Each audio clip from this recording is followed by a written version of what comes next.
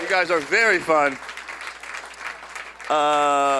Your next comedian coming to the stage, you've seen him on Conan, you've seen him on Kimmel. I want you guys to start clapping right now. Make a lot of noise. Make a lot of noise. You guys give it up for Tony. Come in, guys. Give it up for him. Give it up for him. Give it up for him.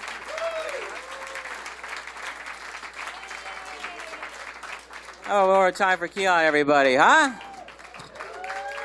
Come on, Hermosa Beach, it's Thursday, for Christ's sakes, huh? It's fun. You guys are awesome. I'm watching the show. It's fun. I got to apologize right out of the gate. I'm a little out of it. I'm sorry. You guys look great, and I really appreciate you coming out on a Thursday. But I didn't get any sleep. I did a gig in Palm Springs. Great show. Great hotel. However, there was a couple having the loudest and craziest sex for hours and hours right on the internet. And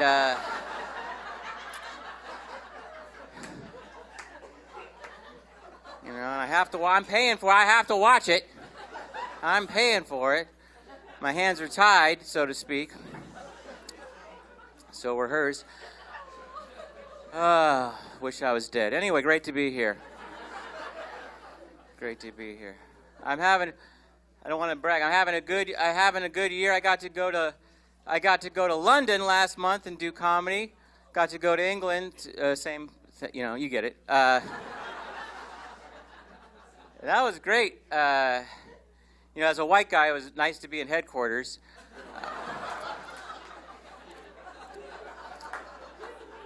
I'm like, I like what you've done with the place. A lot of old shit. Anyway, it's a long flight. It's like 4 or 5 movies. But I don't watch the movies. I love the in-flight trip map. You watch that? It's so fun. If you have enough edibles, it's so fun. You see your plane there going across the country, not to scale, giant plane. So your plane's like the size of Montana there. It looks like you just walked to the front of the plane. You're already in England almost, It's giant. But also that you see that, and that's fun. And they also give you some great trip information, some trip facts at the bottom of the screen. This guy's nodding. You're a world-class traveler. You get it. Sunglasses on his head. This fucker gets it. It's fun, right? Some trip information. Like, I'll say, time at destination. That's a good one. Time at point of departure. Okay, pretty cool. That's when we left. Got it. And there's a biggie. Time left in journey. That's a biggie. Then they throw in one I don't think anyone ever needs. Outside temperature. I don't even think the pilot needs to know that one, Hey, Chuck, I'm going to head out for a smoke. Holy shit, minus 70. I'll wait till we get to England. Where, guess what? In February, also about minus 70 there. It was a lot of fun doing shows there. My wife came to visit me, and we went to this Cambridge Market. Have you guys been there? And it's fun. It's like Camden Market, sorry. And they have all these food stalls, and we shared a, this guy's nodding. We shared a Korean corn dog. Have you had one of these things? Has anybody, you've had one? They're crazy, right?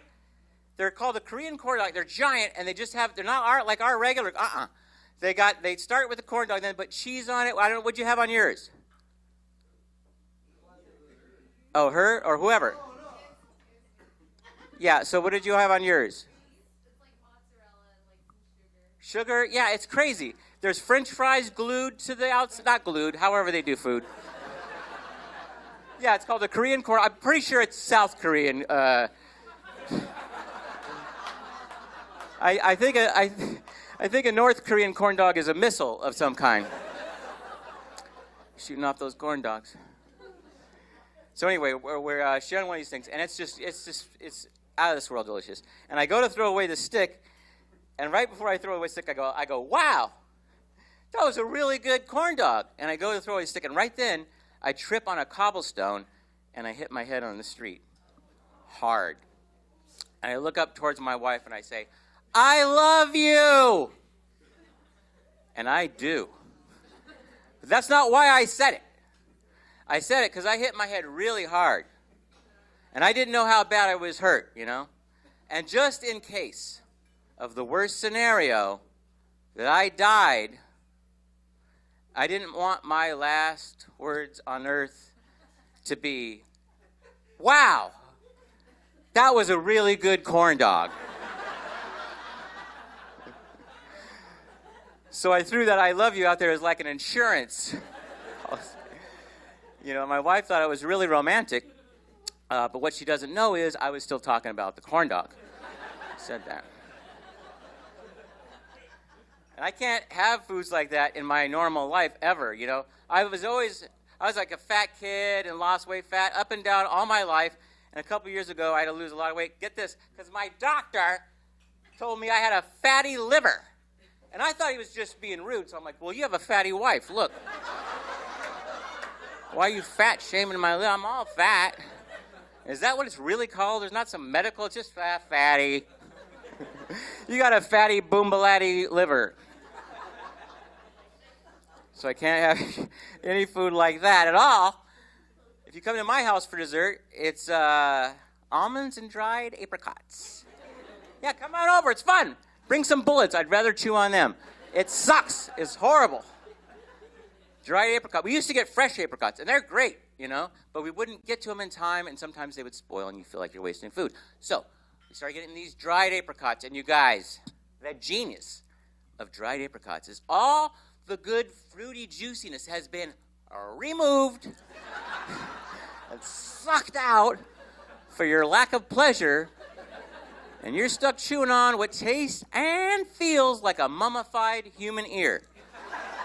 These boring, dry-ass, we call them Trump ears because they're orange. That's the only reason.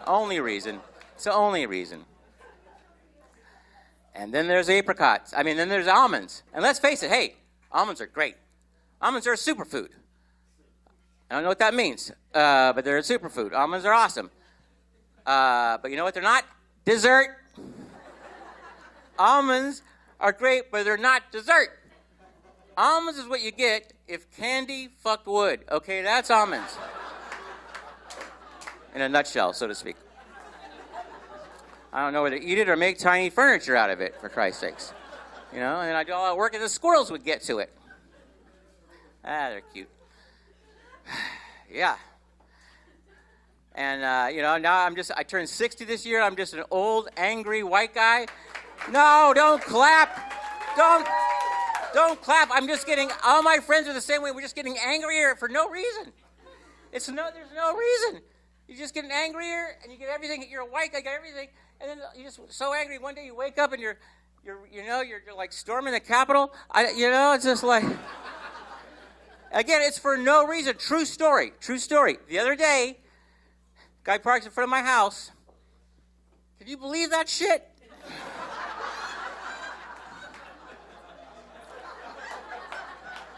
You guys are awesome. I've been Tony Camin. Thanks so much.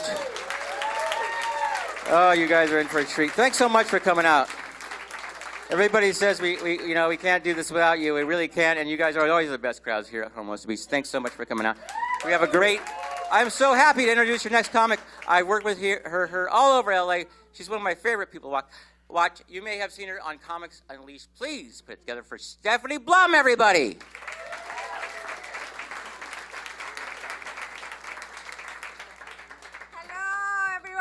Hi.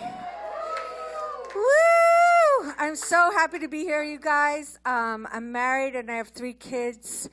And I told my husband the show started at 1 in the afternoon.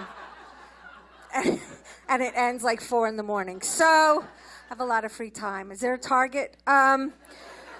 So I am happy to be here. I am married 28 years. Thank you. And I know, right? That's a long time. That's like 8 marriages in